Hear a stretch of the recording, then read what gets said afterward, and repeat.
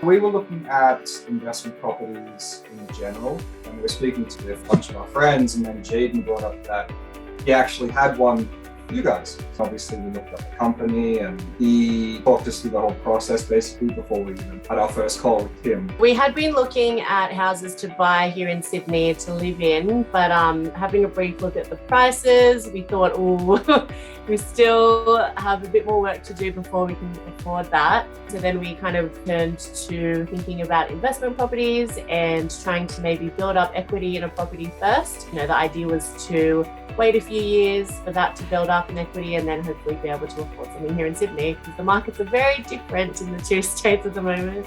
Sort of changed your way of thinking. So instead of buying an owner-occupied first, you thought to go down the investment property route.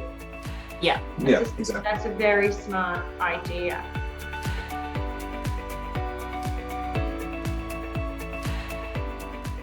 Honestly, just gathering up all the documents. The actual process, I don't think we actually had any hardship dealing with the people, companies involved, the builders, the lawyers. It all ran super smooth. It was lovely. Every step of the process was really smooth, and anytime we had questions, which we had quite a few of because it's our first time doing anything like this, everything was just answered really quickly. No question was a stupid question. So it's nice to have that sort of safety to clarify any issues that we had.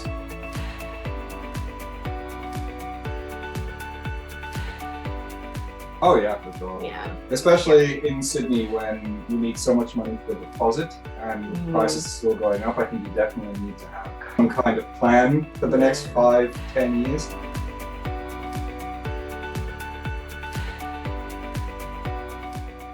So I would just say if you're in the financial position to do so, to just go for it. Before I met Ben, I had kind of been thinking about getting an investment property myself for quite a few years, but I was more on the risk-averse side. But then, when you think about it, if I had done that a few years ago, then that property would have probably built up quite a bit of equity by now.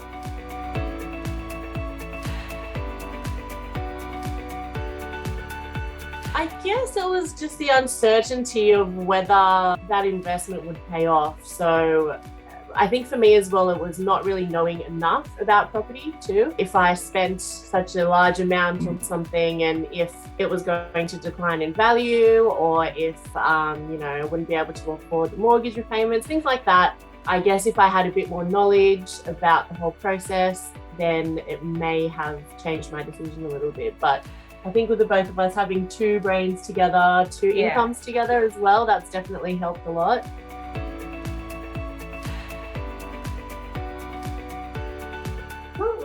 Not really. Yeah. We haven't really had to change many lifestyle factors at all.